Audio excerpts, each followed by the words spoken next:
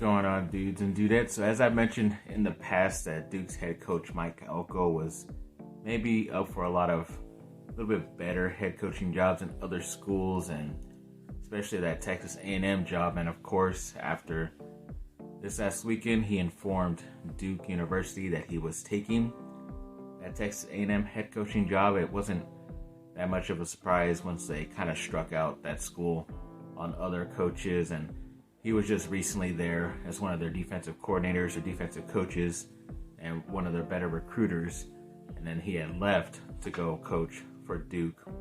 But overall, it does suck. I believe he even tried to hold like a Zoom meeting with a bunch of the Duke players before he left, and not much of them showed up, which kind of sucks. But it's just obvious that when you go to a place like Duke and you have some success like that, you don't really get a lot of people that are going to stay as long as the last guy stayed right before there, because he didn't really care about moving on. He was okay with, having like a 500 record and that being it. But they really developed and got ranked and did a lot of cool stuff the last couple years with Elko, and I know it's some success there. You're able to do it once. I'm sure you can do it again as long as you bring in a good enough guy.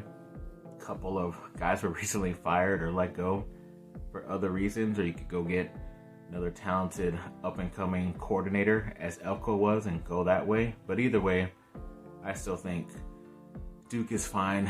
As of this second, not many of their recruits have said they're not committing anymore for the recent class like 2024 or 2025 who did commit to Elko. So we'll find out most likely in the next couple of days.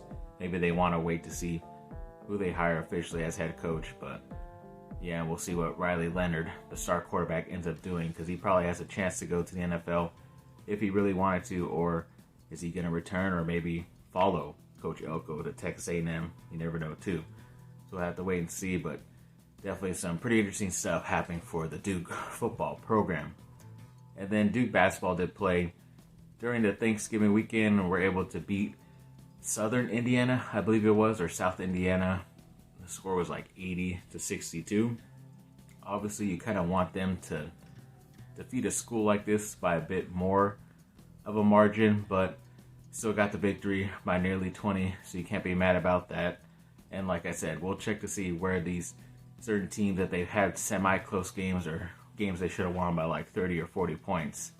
And we'll see where those teams are ranked in their conference and in the end, and if they end up making it barely into the tournament or not. So we'll see how it goes, but either way, I still like these certain tests for Duke. Especially, it's just obvious that Duke seems that they kind of start slow, and maybe that was why they lost their first game against Arizona. It's because they started slow, but they were still in that game for pretty much the whole entire game. I forget if they were even leading at halftime during Arizona, but either way, I know in the tournament it's going to come back to bite them, so hopefully they get that all out of the way now, and maybe it's just against lower competition is why they're kind of taking a while to boost it up and get back into the game. But maybe against better competition and ACC play and their rivals, then they should be fine. So we'll just wait and see about that.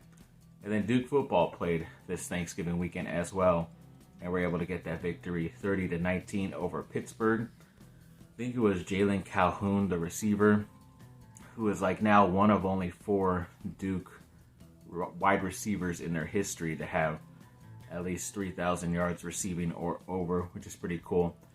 For him, obviously, I've seen him the past 2 seasons, and he's been one of the better guys out there. So congrats to him, and we'll see what he ends up doing. Don't know exactly his class level, if he's draft eligible yet or not, but either way, still one of the better Duke offensive players in my most recent history, so congrats to him.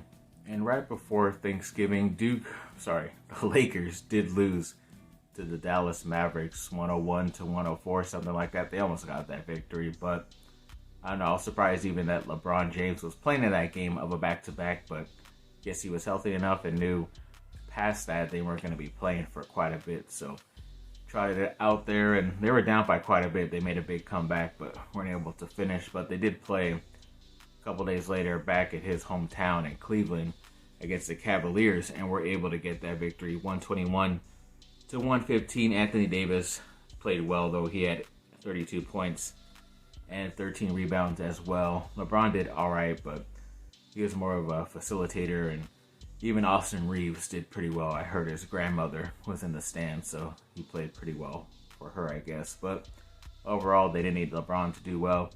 Anthony Davis stepped up, which was nice. I forget who they play. I think they might be playing Philly. So that's a pretty big game, whether it's tonight or tomorrow. So definitely looking forward to that matchup and against Joel Embiid. And a defensive line 2024 Washington commits recently said that his visit to USC coming up is going to be very important. His name is Dominic Kirks. And I'm not sure if this is more because Washington might be getting someone else to take his spot in that class, so that's why he doesn't really want to go there anymore. I know there's a top Northern California guy in Jericho Johnson who USC was highly after, but looks like he's being predicted to Oregon, because especially since he was USC's last visit and he didn't even take that visit officially, so they kind of knew they were out of the running there, sadly. But they're throwing their chips into a lot of guys who are already committed to schools because they are talented, and you just never know. Might as well take your shot.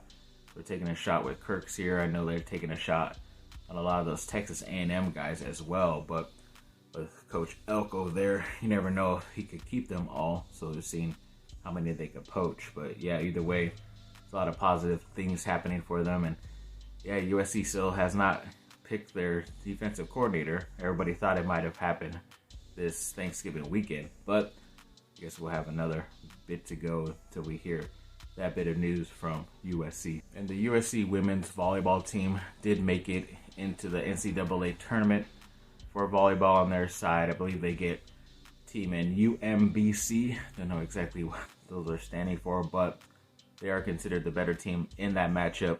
I think they're in a bracket with Pitt, who is the better team, so we'll see how they do in their next game. But yes, hopefully they do get this victory against UMBC, or how you say it. And then yes, sadly, as I mentioned before in a video, that USC was going to be playing against Oklahoma. It'll be the first time, USC has played Oklahoma since Lincoln Riley joined up, whatever sport it is. And yes, USC had a chance to win it, but ended up losing that game like 70-72 on a last second push in. They didn't block out, and the guy got an easy tip in, which sucked. But either way, it was still a pretty successful couple of games for them this last week. So not really looking that much into it. Don't know if they will stay like around that 20-something ranked team in the AP poll or not, but we'll see what ends up happening with that when it comes to it. And then when it came to the Reese's Senior Bowl, they did add a couple of Duke players. I think there are a couple edge players, RJ Oben and Dwayne Carter. So yeah, the thing is that makes a total of like 3 Duke players added to the Reese's, I think it's how you say it, Reese's Senior Bowl. So yeah, maybe we'll get some USC guys. I don't know. It doesn't seem like a lot of them are wanting to leave right away. Maybe they want to transfer somewhere else and not go to the NFL yet. So we'll have to wait and see. And then yeah, the Ducks are still on a 3-game losing streak as of right now. The streak is probably a bit longer before this, but I don't remember the last time they won. But yeah, they recently lost to, I think it's the Canadians, 3-4.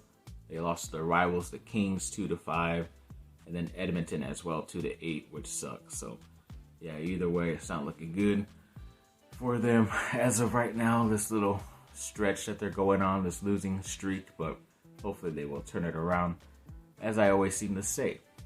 And then a little bit of miscellaneous news before I get into the Chargers game last night. I believe the news came out that Blink-182 is headlining the big European concert or festival that they like to do every year or so called Reading or Leeds or something like that. I forget if it's 2 different ones or it's the same one, or if they're headlining both of those, I don't know. But usually when Blink is good and at the top of their game, they're usually headlining that concert venue or festival out there. So that's pretty cool for them. It's looking good so far, but like I said, they kind of have to slow their roll at times, and I don't know if Tom will get a little bit of homesick or want to be doing his own type of stuff or whatever at some point, but it kind of looks like it's pretty much all full go Blink 182. So as long as he has that mindset, and I think they're fine with all these concerts and all this touring that they're doing as of right now. And then, yes, getting to those pesky Chargers, yes, they were only losing 13-10 late in that fourth quarter last night. And then, of course, it was like a third down. They had to stop them to maybe only give up a field goal. And, of course, they let the first-round rookie, Zay Flowers, run the ball. He didn't even catch the ball. He ran the ball in for a long touchdown. So the final score was like 20-10 eventually. And yeah, I mean, it was pretty bad. I only watched like the first half, most of it, because it was just hard to still continue to watch because of how bad the refereeing was. There was a pretty bad no call when Herbert was running out of bounds. And usually when a quarterback gets hit out of bounds late, it's an automatic 15-yard penalty. And yet there was nothing at all, but they penalized the Chargers afterwards that play for some of their players sticking up for Herbert and getting into the face of the other Ravens players, which made no sense. And that pretty much took them out of not only a first down opportunity in the red zone, but only gave them 3 points on that possession. And they could have been a lot closer game or leading or whatever. You never know. But yeah, it just seems like once the offense is good, then the defense is bad. When the defense steps up, then the offense hasn't been good. So everybody wants to blame the head coach, Brandon Staley, but his defense did step up. So you can't really blame him that much for this game. But, you know, the offense did come short. They didn't score enough points and give Herbert enough time back there. But I think you don't blame the offensive coordinator there. I think this is now where you blame the general manager, and I think he should be the first to go. And Tom Telesco, as I've been saying this the past couple of years, and only people have been noticing that as well. But if anybody's first to go, I think it should be him. Then maybe if, you know, Staley loses another game or two, or especially a divisional game coming up because they have a bunch of those, then you let him go and kind of see what Kellen Moore, the offensive coordinator, can do as an interim head coach or whatever. But we'll just have to wait and see what mess this is. Like I said, better if they're a top 10 pick, but knowing the Chargers, they will Charger. So, thanks for watching, people. Like, subscribe, comment down below. Let me know what y'all think. Have a great rest of your day. Bye.